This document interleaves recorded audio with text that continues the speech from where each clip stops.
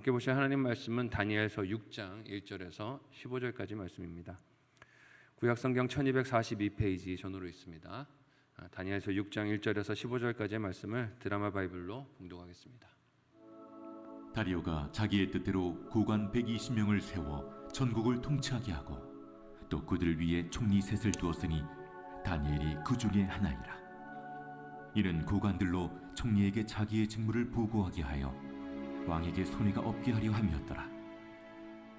다니엘은 마음이 민첩하여 총리들과 고관들 위에 뛰어나므로 왕이 그를 세워 전국을 다스리게 하고자 한지라. 이에 총리들과 고관들이 국사에 대하여 다니엘을 고발할 근거를 찾고자 하였으나 아무 근거, 아무 허물도 찾지 못하였으니 이는 그가 충성되어 아무 그릇됨도 없고 아무 허물도 없음이었더라.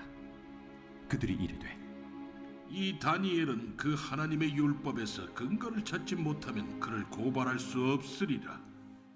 이에 총리들과 고관들이 모여 왕에게 나아가서 그에게 말하되 다리오 왕이여 만수무강하옵소서. 나라의 모든 총리와 지사와 총독과 법관과 관원이 의논하고 왕에게 한 법률을 세우며 한 금령을 정하실 것을 구하나이다. 왕이여, 그것은 곧 이제부터 30일 동안에 누구든지 왕의 어떤 신에게나 사람에게 무엇을 구하면 사자굴에 던져넣기로 한 것입니다. 그런즉 왕이여, 원하건대 금령을 세우시고 그 조서에 왕의 도장을 찍어 메대와 바사에 고치지 아니하는 규례를 따라 그것을 다시 고치지 못하게 하옵소서. 이에 다리오 왕이 조서에 왕의 도장을 찍어 금령을 내니라. 다니엘이 이 조서에 왕의 도장이 찍힌 것을 알고도 자기 집에 돌아가서는 윗방에 올라가 예루살렘으로 향한 창문을 열고 전에 하던 대로 하루 3번씩 무릎을 꿇고 기도하며 그의 하나님께 감사하였더라.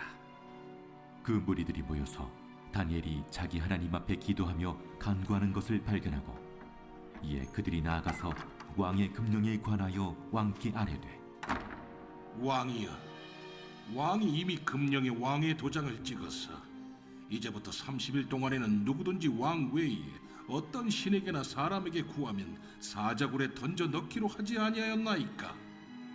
이 일이 확실하니 메대와 바사에 고치지 못하는 규례니라. 왕이여, 사로잡혀온 유다 자손 중에 다니엘이 왕과 왕의 도장이 찍힌 금령을 존중하지 아니하고 하루 3번씩 기도하나이다. 왕이 이 말을 듣고 그로 말미암아 심히 근심하여 다니엘을 구원하려고 마음을 쓰며 그를 건져내려고 힘을 다하다가 해가 질 때에 이르렀더라. 그 무리들이 또 모여 왕에게로 나와서 왕께 말하되 왕이여, 메대와 바사의 규례를 아시거니와 왕께서 세우신 금령과 법도는 고치지 못할 것이니이다. 아멘. 함께 읽은 본문의 말씀을 가지고 두려움이 없는 믿음이라는 제목으로 말씀 나누고 기도하도록 하겠습니다. 포로로 끌려온 다니엘의 삶이 이제 왕들이 바뀌는 세월을 넘어서 나라가 바뀌는 지경에서도 다다르게 되는 것을 봅니다. 왕들이 바뀌는 시대 가운데서 이렇게 살아가는 것도 쉽지 않았을 텐데 나라가 정변으로 뒤집어지고 격변의 세월을 보내는 다니엘의 심정이 어땠을까 생각을 해보게 됩니다.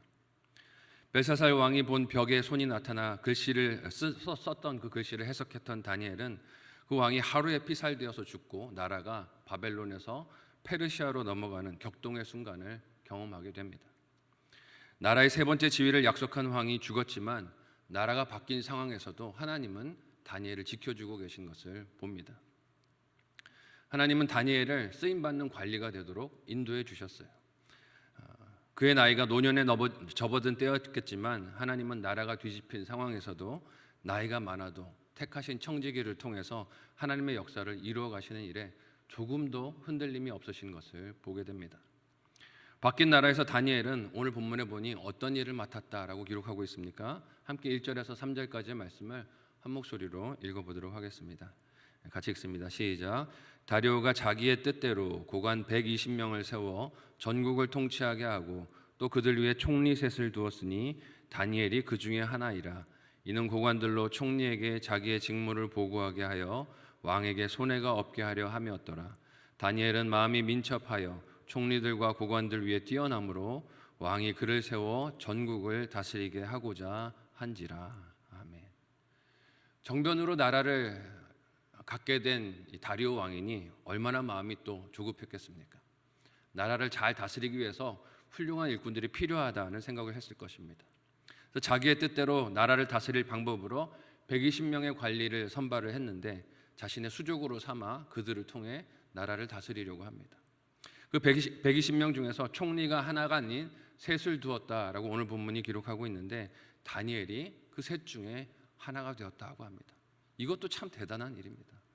나라가 바뀐 상황에서 총리 셋 중에 하나가 다니엘이 되게 하신 하나님의 역사가 참으로 귀하다 하는 생각이 듭니다. 나라가 새로 세워졌고 정비하고 관리해야 할 일들이 많으니 지혜로운 관리가 얼마나 왕의 입장에서는 귀했을까요? 3명의 총리 중에서 3절을 보니 다니엘이 마음이 민첩하고 지혜로운 관리였음을 보여줍니다. 그래서 뛰어나니까 다른 총리들보다 왕의 마음에 더 들었던 것 같아요. 다니엘을 통해서 내가 이 나라를 통치해야겠다 하는 마음이 왕에게 있었습니다.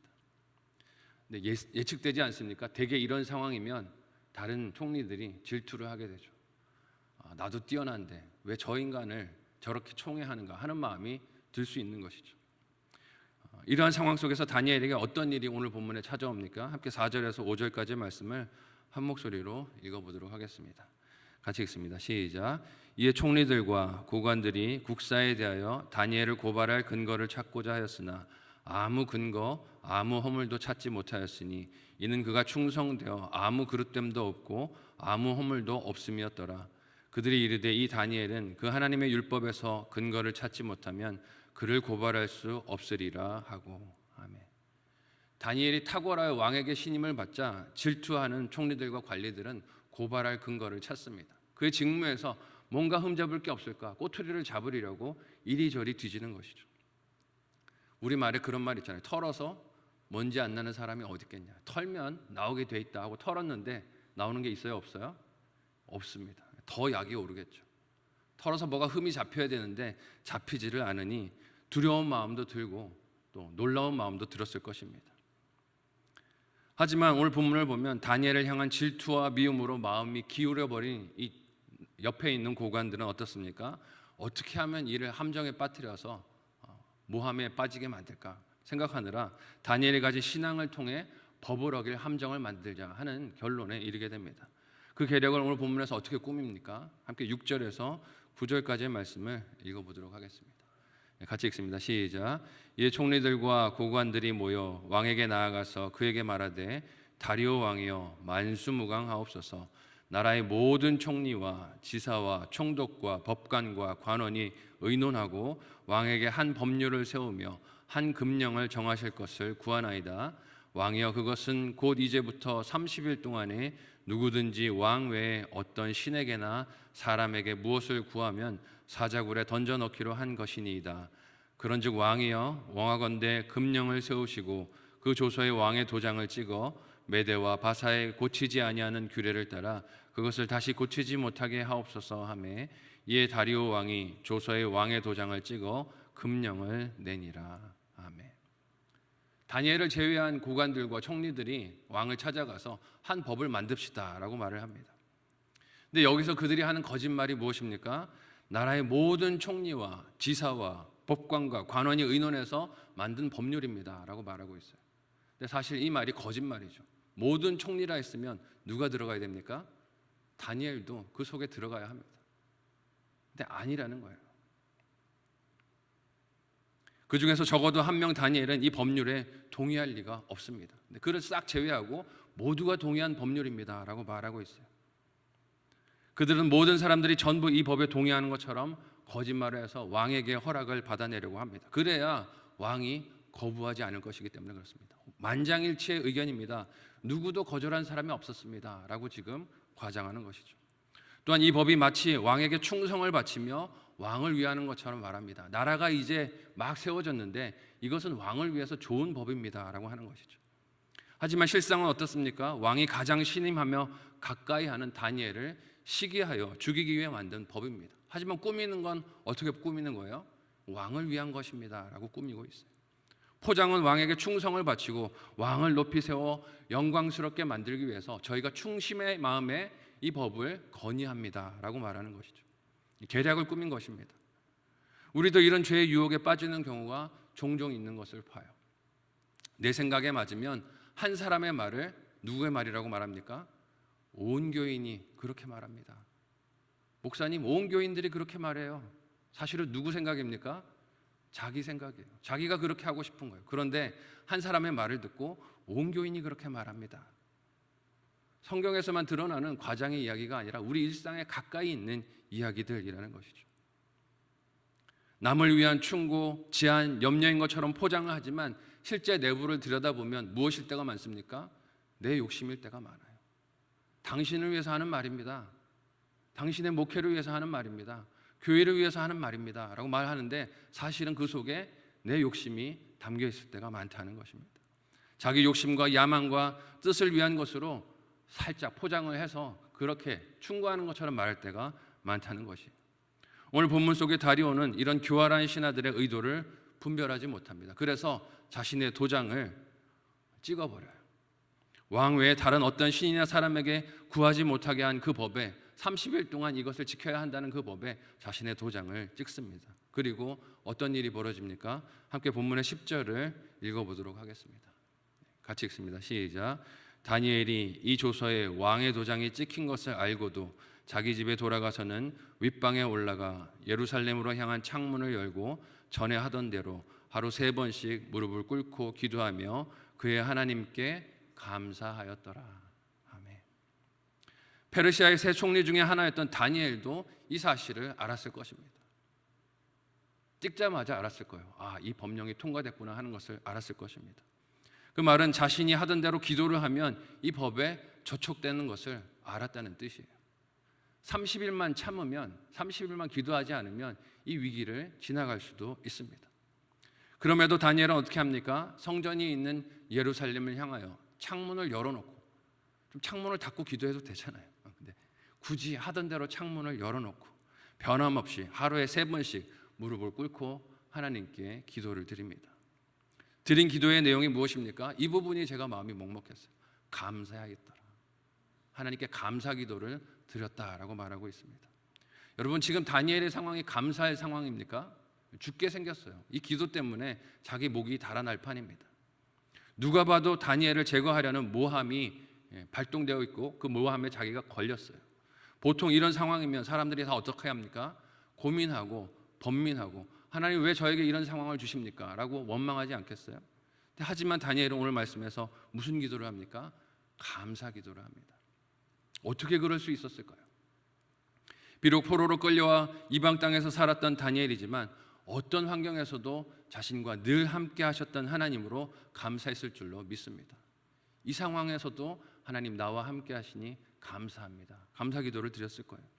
또한 이런 시련과 어려움이 닥쳤어도 그것이 부당한 것이 아니라 100% 오르신 하나님께서 하나님의 뜻과 섭리를 드러내시기 위해서 나아가는 과정으로 삼아주실 것을 믿었기 때문에 다니엘은 감사했어요. 이런 다니엘의 한결같은 기도가 결국에는 그를 모함하려는 자들의 눈에 목격되게 됩니다. 그리고 그들이 어떤 반응을 보입니까? 함께 오늘 보면 13절에서 15절까지의 말씀을 한 목소리로 읽어보도록 하겠습니다. 같이 읽습니다. 시작. 그들이 왕 앞에서 말하여 이르되 왕이여 사로잡혀온 유다 자손 중에 다니엘이 왕과 왕의 도장이 찍힌 금령을 존중하지 아니하고 하루 3번씩 기도하나이다 하니 왕이 이 말을 듣고 그로 말미암아 심히 근심하여 다니엘을 구원하려고 마음을 쓰며 그를 건져내려고 힘을 다하다가 해가 질 때에 이르렀더라. 그 무리들이 또 모여 왕에게로 나아가서 왕께 말하되 왕이여 메대와 바사의 규례를 아시거니와 왕께서 세우신 금령과 법도는 고치지 못할 것이니이다 하니. 아멘. 이제 다리오가 알게 됐어요. 아, 이 작자들이 나를 위한다라고 그렇게 이제 세우자고 했던 법이 결국은 내가 이렇게 신임하고 아꼈던 다니엘을 함정에 빠뜨리고 제거하려는 것이었구나. 땅을 쳤을 것입니다. 꿈에도 생각하지 못했을 것이에요. 그저 신하들이 자신을 위해 제정한 법이라고 하니 그것이 막 이제 출발한 신생 국가에 도움이 될 것이라고, 자기 위력을, 자기의 권세를 강화시켜 주는데 유익할 것이라고 그렇게만 기대한 것입니다. 뒤에 숨어 있는 저희를 보지 못한 것이죠. 하지만 다니엘을 제외한 총리들과 신하들이 그 법을 어기고 있는 자가 지금 다니엘입니다라고 말을 했을 때 마음이 얼마나 쿵 하고 떨어졌을까요? 내가 다니엘을 통해서 나라를 다스리려고 했는데 이 계획이 틀어지게 됐구나. 땅을 쳤을 것이에요. 그러니 다니엘을 구하려고 애를 쓰며 오늘 말씀해 보면 날이 저무는 시간까지 논쟁했다. 마음을 썼다 기록하고 있습니다. 어떻게 하면 좀 피해 나갈 수 있을까? 방법을 찾으려고 했지만 방법이 있어요, 없어요? 없습니다. 한 가지 방법이 있죠. 자기 자존심을 내려놓으면 됩니다. 자기 자존심을 내려놓고 자기 위세를 내려놓고 자기 체면을 내려놓으면 됩니다. 하지만 다리오는 그럴 수 없습니다. 자기 체면에 묶여 있어요. 자유함이 없습니다. 기쁨이 없죠. 이런 다리오의 모습은 비록 포로가 되어 이방 땅에 살고 있지만 자유로웠던 다니엘과 대조적입니다. 다니엘은 하나님 앞에 늘 살아가고 하나님을 신뢰하는 인생이었기 때문에 무슨 법령이 선포되든 자유로웠어요. 열어놓고 기도하며 하나님께 간구하는 믿음의 사람이었습니다. 하지만 다리오는 어떻습니까? 왕에다가 나라의 모든 권력을 다 가지고 있었지만 두려워하는 위신 때문에, 체면 때문에 종로로 타고 있는 것을 봅니다. 그에 반해 다니엘은 죽음의 위협 앞에서도 하나님을 믿고 자유하고 있습니다. 두려운 것이 없어요. 죽이려는 것들에 대해서 대적 앞에서 하나님께 기도하며 그는 망설임이 없었습니다. 저와 여러분은 자유자입니까? 종입니까? 이것저것에 매여서 살아가고 계십니까? 하나님 믿는 믿음으로 자유하며 기쁨 가운데 살고 계십니까? 하나님 안에 자유를 누리는 저와 여러분의 신앙생활이 다 되시기를 예수님의 이름으로 소원하고 축복합니다. 아멘.